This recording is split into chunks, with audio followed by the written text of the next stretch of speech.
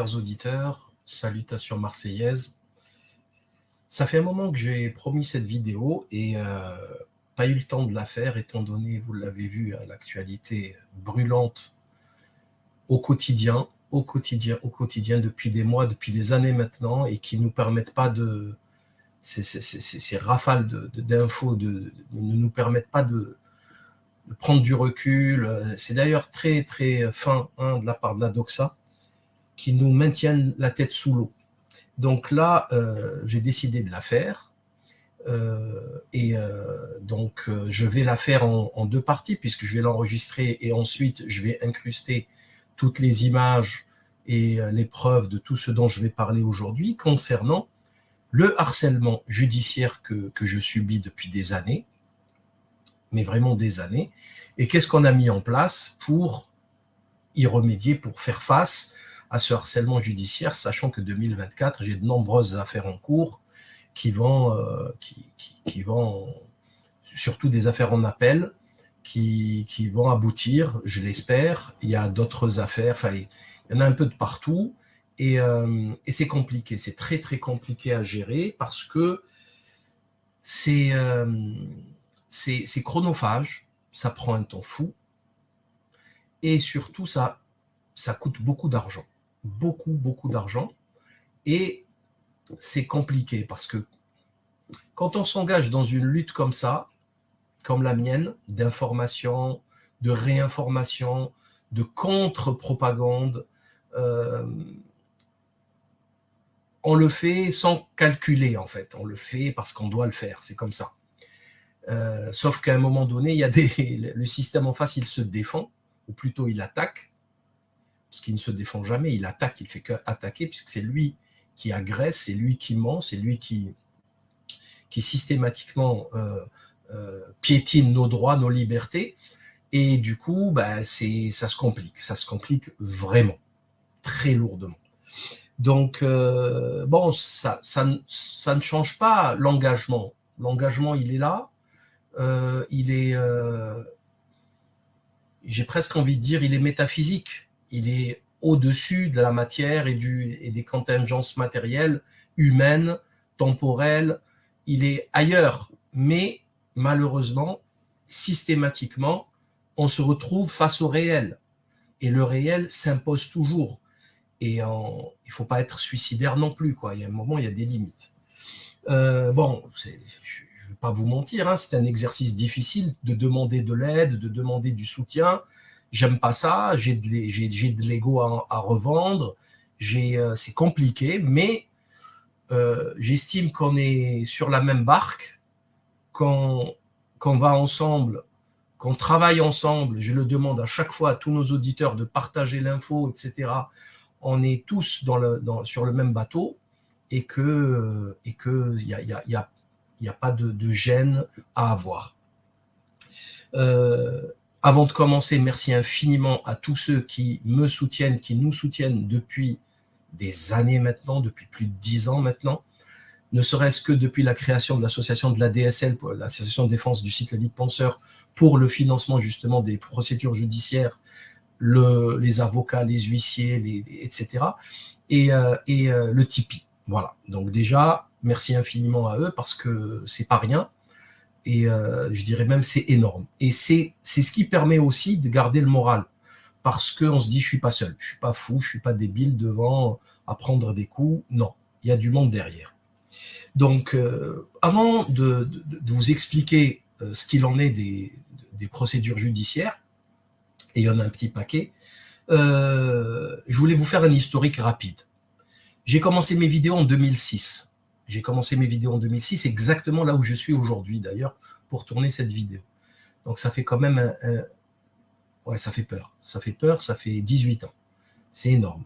D'ailleurs, ça se voit, il n'y a plus de cheveux, c'est grisonnant. Voilà, il s'est passé beaucoup de choses entre-temps. J'ai fait ma première vidéo concernant le 11 septembre, l'escroquerie du 11 septembre. J'ai ensuite enchaîné j'ai beaucoup travaillé sur les subprimes, la crise financière, sur le Mediator. Ça y est, le Servier a perdu définitivement en appel. Sur Skyrock, l'escroquerie Skyrock, le satanisme des élites, le procès que j'ai gagné contre Pierre Bélanger, hein, et sa secte maléfique, qui a été condamné pour corruption de mineurs. J'ai fait peut-être 2000 vidéos facilement, totalement gratuitement, avec beaucoup d'informations, de crédits, de citations, de preuves pour démontrer ce que je dis. Et vous le voyez, hein, la crise des subprimes, je l'ai dénoncé, je l'ai annoncé avant que la presse française n'en parle, avant que le terme subprime ne soit cité. Le Mediator, avant même Irène Frachon, Skyrock condamné, etc., etc. Donc, il y a plein d'autres sujets sur lesquels on avait raison il y a 18 ans et qui se confirment au fur et à mesure, des additifs alimentaires, dioxyde de titane, enfin, 1 milliard de choses. On a réalisé des dizaines de conférences, peut-être même centaines, parce que j'en ai réalisé énormément à Marseille, mais aussi dans toute la France, même à l'étranger, hein, que ce soit en Suisse, en Belgique, en Algérie, etc. Petit aparté, très courte remarque, parce qu'il y a beaucoup de gens qui peut-être se posent la question. Concernant Soral et Dieudonné, pourquoi la brouille? Je crois que tout le monde aura compris ce qui s'est passé en lisant le livre Le Mythomane, parce qu'il faut essayer de comprendre ce qui se passe. J'ai dénoncé dans ce livre l'escroquerie de ces deux zozos, qui sont d'une extrême violence. J'ai gagné Soral à plusieurs reprises au tribunal. Il y a un appel qui va se faire au mois de février-mars de cette année. Il m'a diffamé, injurié. Il a déposé 20 plaintes contre moi, au moins une vingtaine. Je les ai toutes gagnées, absolument toutes. Je l'ai fait condamner, j'ai déposé plainte contre lui. Il a déposé plainte contre moi, contre mes vidéos Soraloscopie, il a perdu. Contre mon livre Le Mythomane, il a perdu.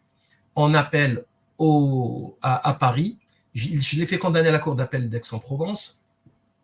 Donc voilà, les choses sont claires. Ce type n'est pas normal, hein. Il a mis en place une secte où les gens se sont perdus dans leur délire, qui s'est transformée en secte de dépravés. D'ailleurs, ça a totalement explosé de partout. Tous les groupes, les petits groupes qu'ils avaient montés, que ça soit dans le sud-est, à Lyon, dans le sud-ouest, sur Toulouse, ils ont tous quitté Égalité Réconciliation après avoir compris l'escroquerie. Le type, je crois que tout le monde a compris, hein, il collectionne les montres de luxe, il achète une moto à 60 000 €, Godet, Gli, Vincent, enfin, j'ai parlé, j'ai dénoncé tout ça.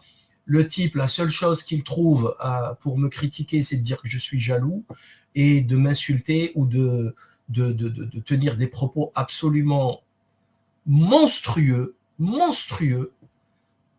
concernant mon fils que j'ai perdu.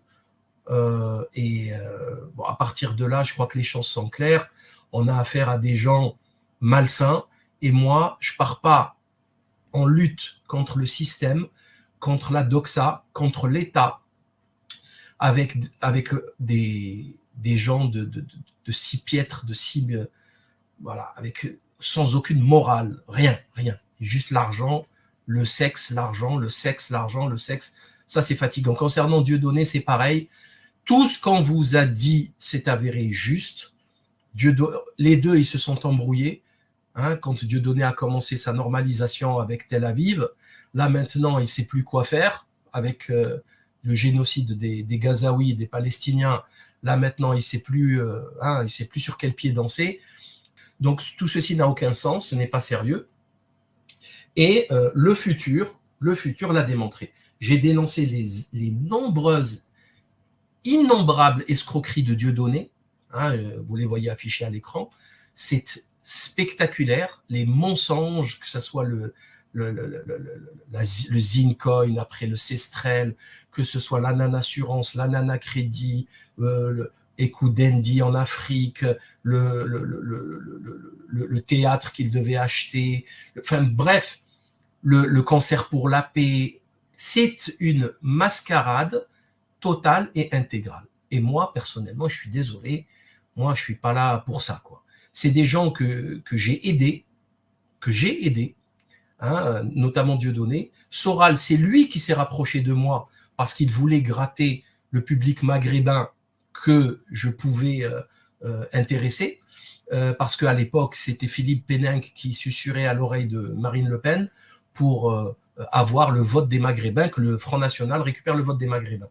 Donc voilà, ça n'a pas duré longtemps, et depuis, je crois que les choses sont claires.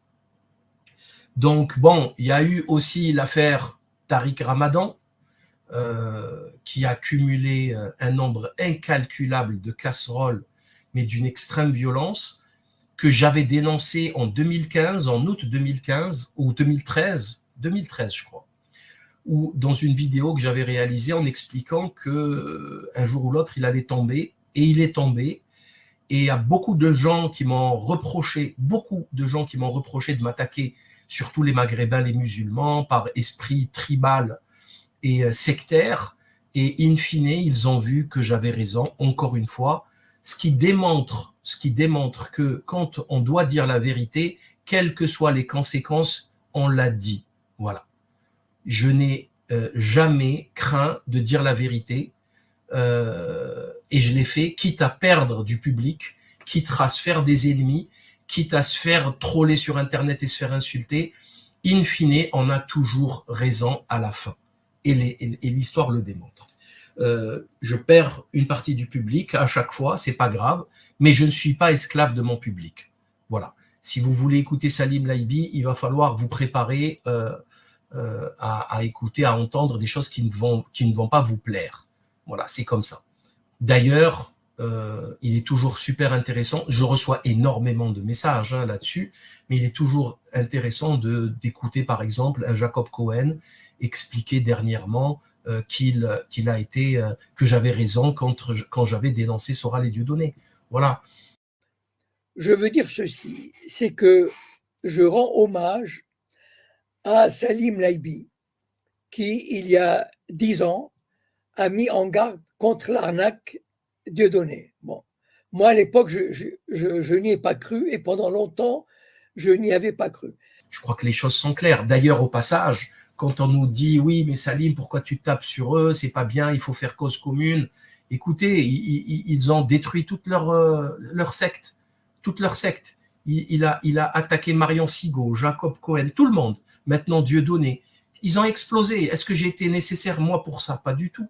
Est-ce que j'y suis pour quelque chose? Pas du tout. Il faut juste les laisser faire, ça implose. Voilà, parce qu'il y a trop d'intérêts malsains dans tout ça. Et encore, dernièrement, on m'a raconté des histoires abracadabrantesques. C'est tout le temps au-dessous de la ceinture. Voilà, c'est ça leur monde. Donc moi, c'est pas le mien. Ce monde n'est pas le mien. Et je suis pas arrivé jusqu'ici. J'ai pas fait toutes ces études, toutes ces recherches. J'ai pas eu tous mes diplômes. Pour me retrouver avec des zozos et des rigolos. Enfin, j'ai subi énormément de censure de partout. Alors, Dailymotion en 2009, après la plainte de Pierre Bélanger de Skyrock, pourtant j'ai gagné mon procès, mais j'ai perdu, c'était des millions de vues. Il y avait 350 vidéos, plusieurs millions de vues. En 2009, j'ai commencé en 2006, j'avais plusieurs millions de vues. Facebook m'a censuré plusieurs reprises. De toute façon, je suis shadowbanné sur Facebook. YouTube à 2 reprises. La dernière, on a perdu 144 000 abonnés. Twitch nous a censuré, pareil. Gros succès, ils nous ont censuré avec le Covid-19. Utip nous a censuré. C'est rigolo, mais entre-temps, Salim, il est toujours là. Utip a disparu. C'est quand même vraiment très drôle. Même la banque, le Crédit Agricole, nous a censuré. Nous a fermé le compte des éditions Fiat Lux. Impossibilité de louer des salles, on a été censuré à plusieurs reprises, notamment la dernière en date, c'est en Suisse. Même en Suisse, on nous censure, c'est vous dire, on nous diffame de partout, c'est ahurissant. Donc, impossibilité d'avoir une salle municipale en France, parce qu'il y a des guignols qui appellent à droite à gauche pour dire « oui, il y a un complotiste qui va venir dans votre salle, etc. » Bref. Donc, même le camp dissident, le camp de la bonne parole, me censure. Voilà. François me censure de manière claire et nette, pas assumée, Ça aussi, il faut que vous le sachiez, parce qu'il n'assume pas. Hein. Il me censure, mais il n'assume pas. André Berkoff, bien sûr, me censure. Ça, c'est bon, c'est clair. Alors, c'est la censure par omission ou la censure tout court, mais il y a censure.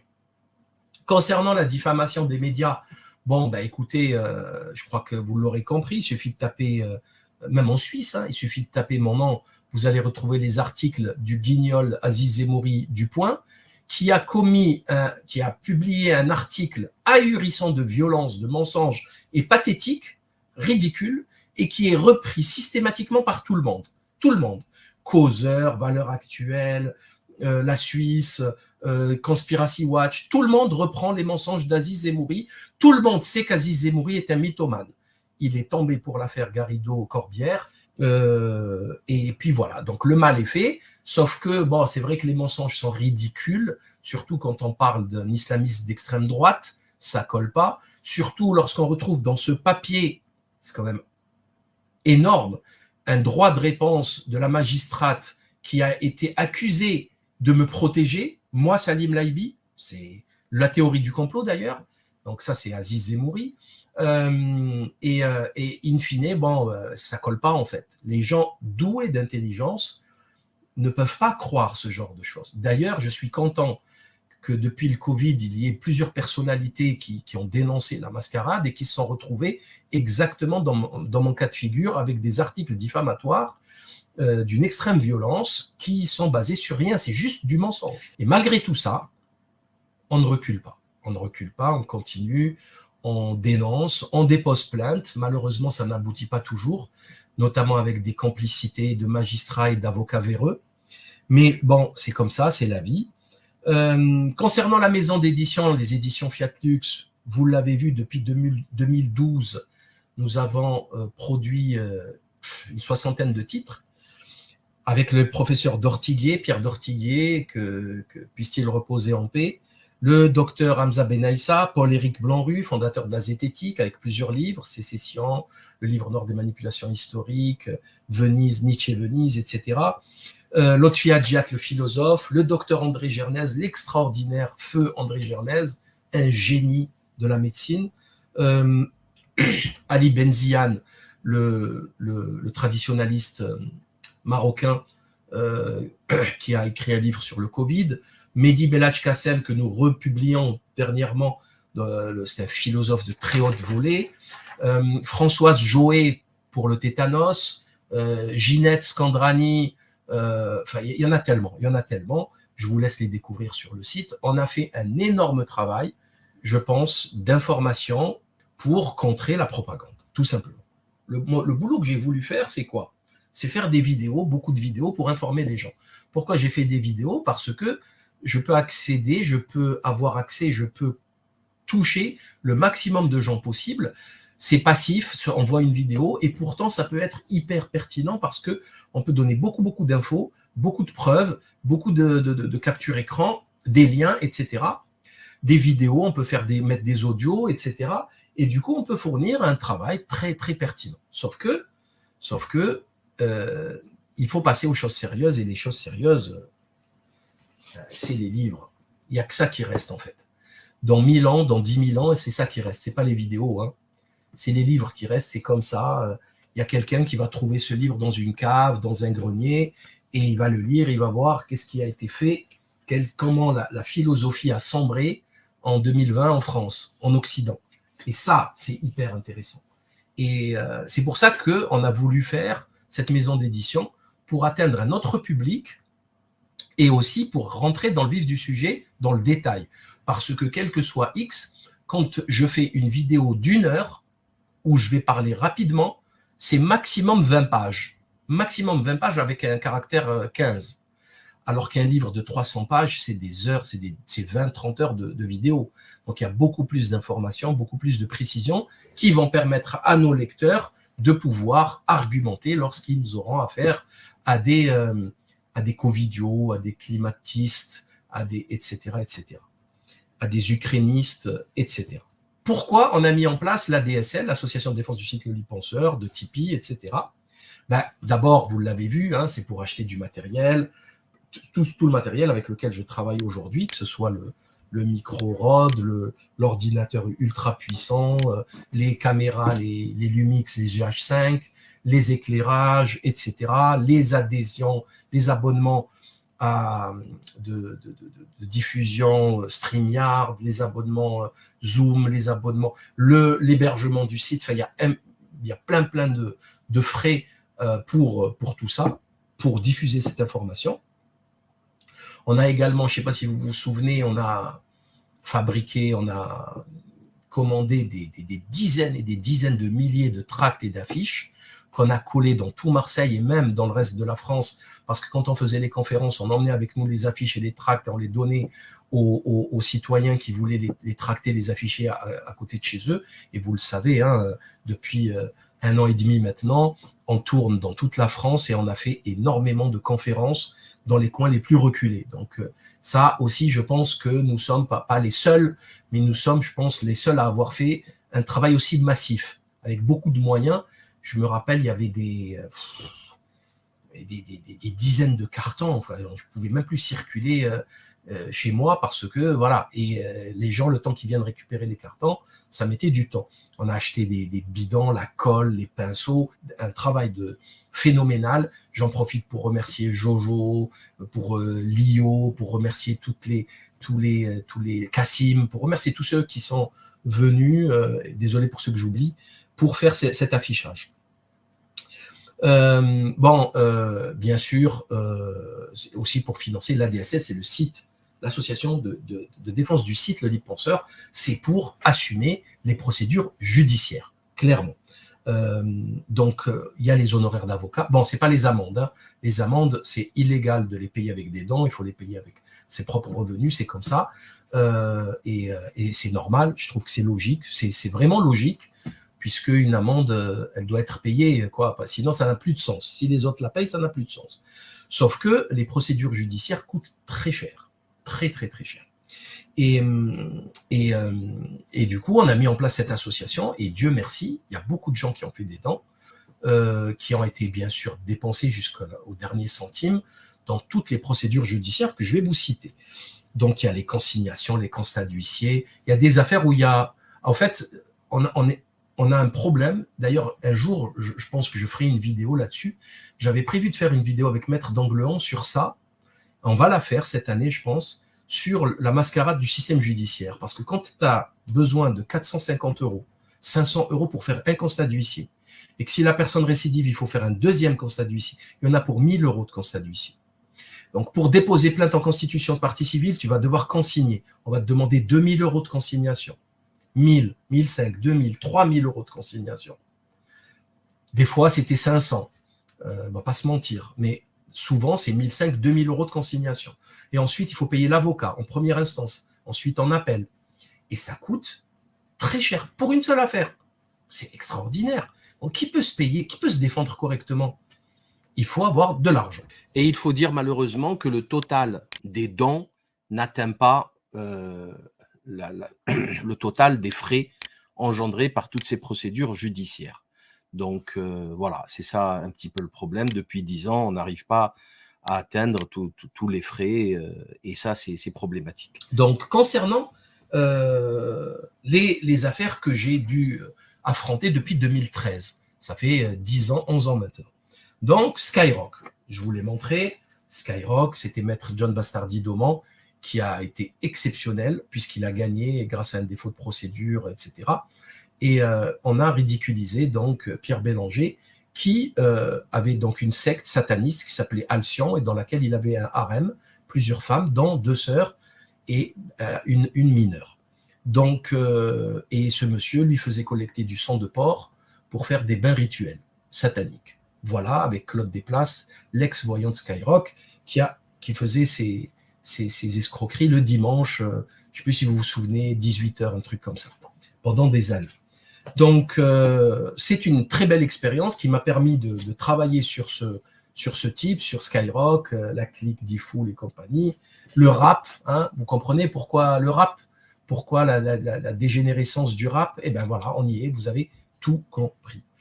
Concernant Soral et Dieudonné, il y en a pour au moins une trentaine de plaintes, 25 plaintes minimum. puisque, bon, je ne peux même pas les compter, ça serait trop compliqué. Je les ai toutes gagnées, sauf Dieudonné, contre sa femme, qui est maintenant l'a complètement rejetée et l'a dénoncée, a multiplié les articles de presse, etc., pour dénoncer l'escroquerie Dieudonné. Encore une fois, leur monde complet s'écroule. Morgan Priest, j'ai eu 2 plaintes contre lui. Il a déposé une plainte contre moi qu'il a gagnée. Je n'ai pas compris comment il a fait, mais il a gagné. J'ai déposé plainte contre lui, j'ai gagné en première instance et il n'a pas fait appel de la décision. Le webmaster de Soral, je suis en procédure en appel à Lyon contre lui parce que monsieur, ça ne lui a pas plu que je diffuse son image. Alors que lui, il passait son temps sur le site d'égalité et réconciliation à me diffamer, m'insulter, mais d'une façon extrêmement violente. Donc j'ai décidé un jour de mettre en lumière tous ceux qui sont complices de la secte égalité et réconciliation, ça ne lui a pas plu. Pierre Berger, alors là, bon, c'était le procès du siècle, puisque c'est une aventure phénoménale, puisqu'il est décédé pendant la procédure. Son mari, Madison Cox, a poursuivi la procédure. L'avocat de la procédure, c'est Emmanuel Pierrat. Je ne sais pas si vous vous rendez compte qui est Emmanuel Pierrat. C'est l'avocat de Gabriel Matzneff. Là, je vous dis, il faut s'accrocher, hein. Genouillère, casque, coudière. Là, il faut s'accrocher. J'ai contre moi la crème de la crème de l'intelligentsia putride parisienne. Donc, il n'est jamais venu pendant la procédure, au procès, Pierre Berger, Emmanuel Pierrat, qui a été condamné par le Conseil de l'Ordre pour avoir maltraité très violemment des avocats, des confrères à lui. Il a été condamné, il a été averti, je crois qu'il a écopé d'un avertissement par le Conseil de l'Ordre, par le barreau de Paris. Et comme je le disais, c'est l'avocat de Claude Lévesque, le pédocriminel, de Gabriel Matzneff, le pédocriminel. C'est un franc-maçon assumé qui le dit. Voilà. Il a disparu des plateaux télé, alors qu'avant, il avait une présence médiatique très importante. Là, il est de moins en moins visible. La mairie de Marseille, bon, ça c'est deux plaintes que j'ai eues de leur part. Notamment, ils ont utilisé un guignol pour déposer ces plaintes. Et notamment, à un moment donné, vous savez, quand on envoie les mémoires en défense, donc la personne qui dépose plainte envoie son mémoire en attaque, si vous voulez, et moi, je réponds. Et ça dure 2-3 fois jusqu'au jour où on met en place, ça c'est en général le tribunal administratif, jusqu'au jour où on met en place une date pour juger. Et en fait, moi, je leur disais que cette personne, c'est la mairie de Marseille qui l'a envoyée. Voilà, c'est la mairie de Marseille et l'ex-patron du CRIF, Clément Yana. L'ex-patron du CRIF, marseillais Clément Yana, avec un certain Salah Bariki, qui était le conseiller occulte des cultes de Gaudin. Salah Bariki. Parce que je leur avais fait des misères à Marseille, j'avais dénoncé leur magouille. Et je leur avais dit, c'est la mairie de Marseille. Donc, je passais un peu pour un fou. Qu'est-ce qu'elle vient faire, la mairie de Marseille, là-dedans? Je leur ai dit, c'est politique. Bon, et à un moment donné, dans un mémoire en défense, je vous jure que c'est vrai, le gars, le guignol, le zigoto, il a envoyé des documents, 100 pages, avec le papier en tête de la mairie. Avec le papier en tête de la mairie au verso. Parce qu'il allait, comme l'autre, il a dû lui dire, ouais, ça coûte trop cher les photocopies. Il lui a dit, viens à la mairie, on va les photocopier. Donc là, ça s'est effondré, ils ont tous compris que c'était politique, que ce n'était pas, ça n'avait rien à voir avec moi. Bref.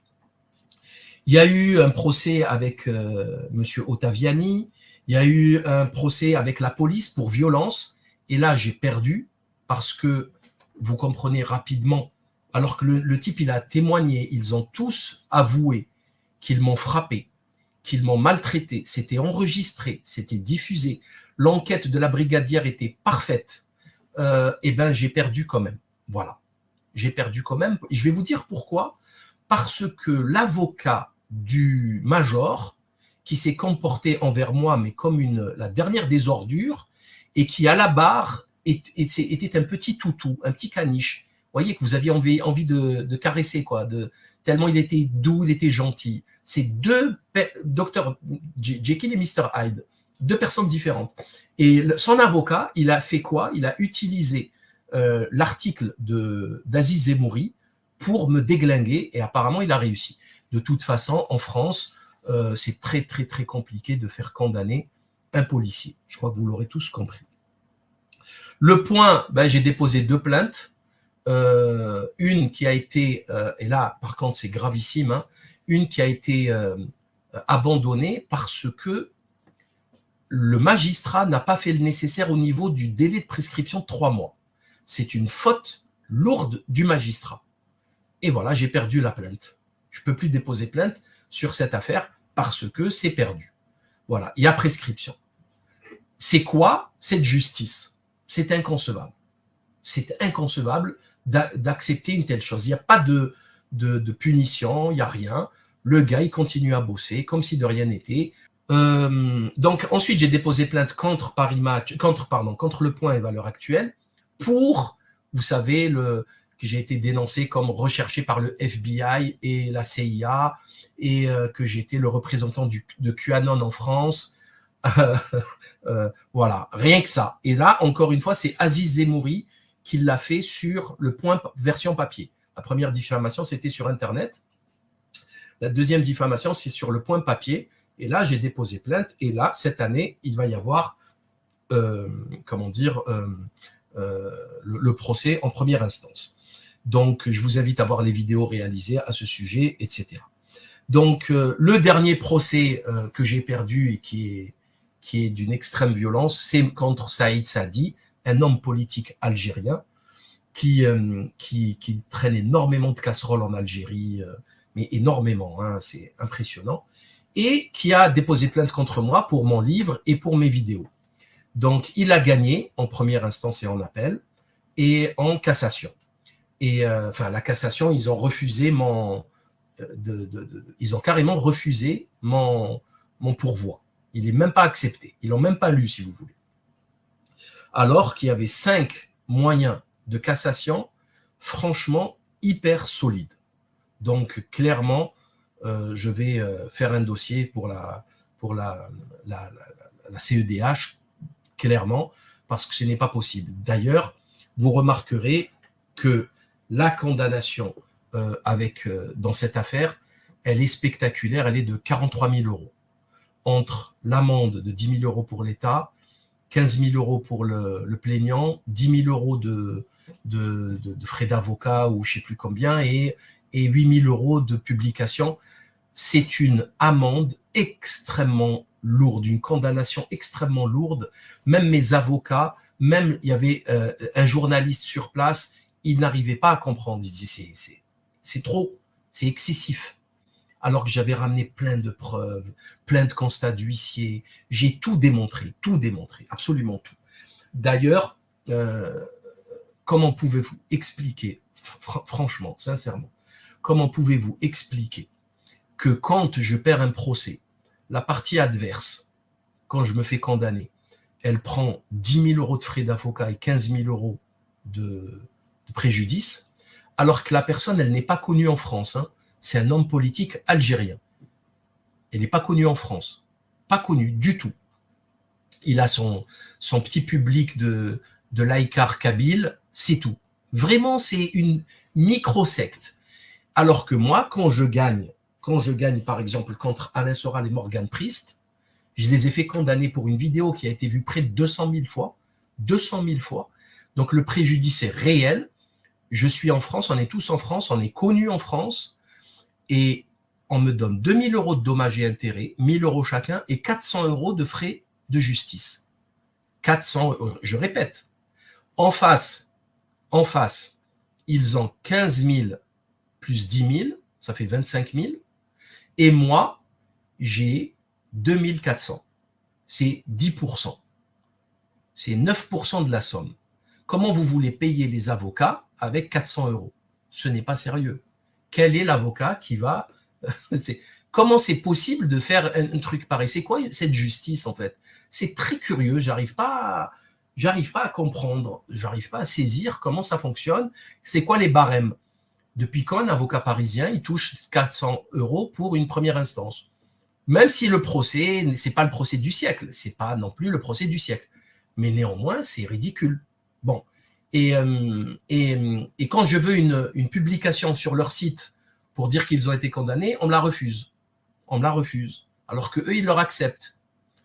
Ça, c'est incompréhensible. Vous voyez, donc ça, j'ai gagné beaucoup de procès, hein, clairement. Mais jamais de cette manière, ça c'est clair. Pas avec une condamnation à 46 000 €.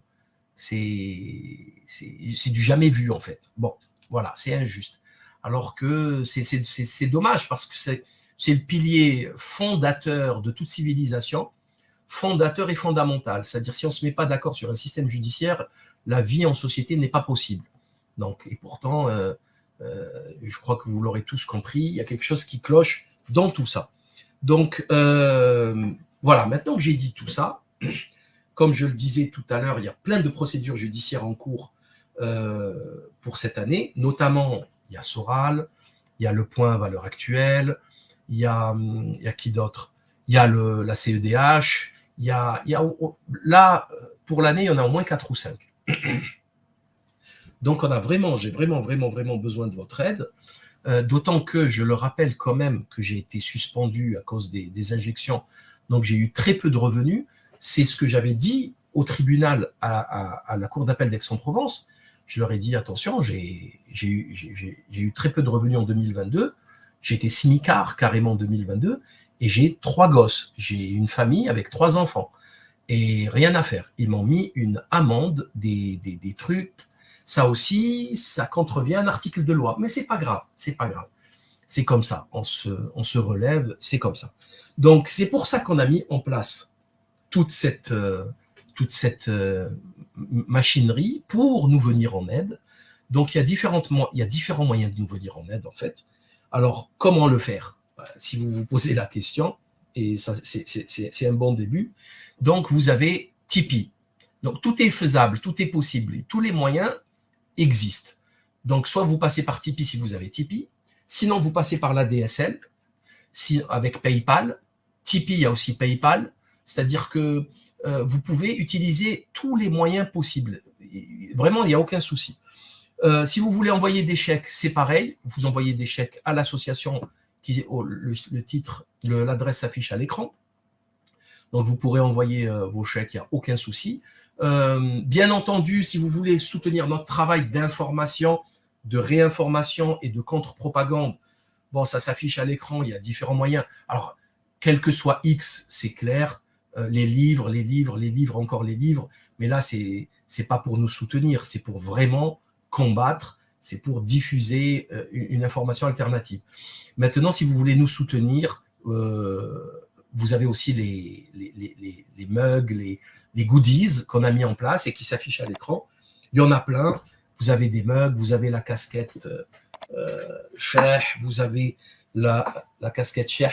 Je pense que cette année, on va utiliser à de nombreuses reprises le mot Cheikh, étant donné ce qui nous attend, parce que c'est clairement une année assez spéciale. Il y a quoi d'autre? Il y a les magnettes, il y a plein de choses. Vous les retrouverez sur le site lelibrepenseur.org. Donc, voilà. Donc, je crois que j'ai fait le tour de la question. Donc, je le répète, il y a la DSL. C'est le site associatif, c'est l'association de défense du site lelibrepenseur.org. Vous avez Tipeee, vous avez PayPal, vous avez la possibilité d'envoyer un chèque par courrier. Vous avez, bien sûr, la possibilité de vous faire déduire fiscalement les dons à l'association. Vous avez bien sûr la possibilité d'acheter des livres, encore une fois, de les diffuser, de les prêter, de les offrir. Vous avez vu que dernièrement, on a mis en place des très belles promotions pour les livres, pour les fêtes. Vous avez enfin la possibilité d'acheter des goodies pour nous soutenir directement et pour qu'on puisse continuer à avancer et à ne pas être freiné par Déjà, je ne vais pas vous mentir, je suis freiné. Je perds énormément de temps à me défendre. Énormément de temps, c'est un temps fou. parce qu'il faut, voilà, il faut préparer. L'avocat, il comprend rien, hein, il sait pas ce dont il est question. L'avocat, il demande à savoir. Donc après, il faut lui expliquer tout ce qui s'est passé. Et c'est après qu'il commence à bosser, qu'il commence à écrire une plaidoirie. Et après, il faut l'envoyer, il faut relire, il faut corriger, il faut rajouter. Des fois, on a oublié des choses, etc., etc. Donc c'est un gros travail. Et souvent, il faut y aller. Là aussi, j'en ai pas parlé, mais le transport aussi, ça coûte beaucoup d'argent. Hein, un aller-retour TGV, une nuit d'hôtel, parce qu'il faut monter sur Paris, sur Lyon, sur etc., etc. Malheureusement, voilà, c'est quand même beaucoup, beaucoup de moyens. Et il suffit, on est des dizaines de milliers. Vous êtes des dizaines de milliers à nous regarder. On est d'accord? Si chacun met 2 euros, le problème par an, juste par an, 2 euros par an, ça règle tous nos problèmes. Je ne sais pas si vous vous rendez compte. Je ne sais pas si vous vous rendez compte. Et ce n'est pas ce qui se passe, en fait. Ce n'est pas ce qui se passe. Alors, je ne sais pas pourquoi. Et parce que peut-être que j'en parle pas assez aussi. Il faudrait que j'en parle tout le temps, mais c'est lourd de parler de ça tout le temps. Et c'est gênant. Donc, franchement, c'est gênant. Chacun, il doit comprendre et faire ce qu'il doit faire, ce qu'il a à faire. Et nous, on fait ce qu'on a à faire. Et il faut avancer, en fait. Donc, après, je pense qu'il y a aussi les moyens d'aider. Les gens ne comprennent pas comment aider concrètement. Donc, voilà, j'espère avoir été complet et concret dans cette vidéo pour vous expliquer comment nous aider. Voilà, comment nous aider à maintenir le cap et à continuer, parce que je pense que 2024 va être... Là, on va chevaucher le tigre en 2024. Hein. Là, ça va secouer. Il va falloir s'y préparer et il va falloir y aller franco. Voilà. Je pense que 2024 va être exceptionnellement complexe. Voilà. Donc, il va falloir continuer la lutte. Donc, merci infiniment pour votre attention. N'hésitez surtout pas à partager cette vidéo, que le maximum de gens la voient. Et quel que soit X, merci pour votre soutien. Merci infiniment. Quel que soit le montant de votre soutien. Et à très bientôt. Ciao.